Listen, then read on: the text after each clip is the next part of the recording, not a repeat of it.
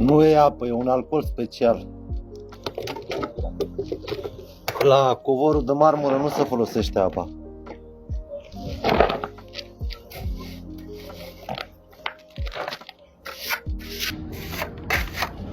Și numai verticale, mă doare mâna asta de...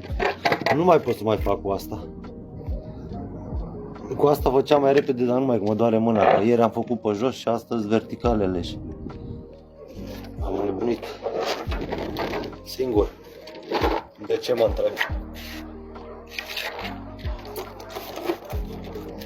Și normal îți trebuie și o cârpă ca să mai iei rășina după ea.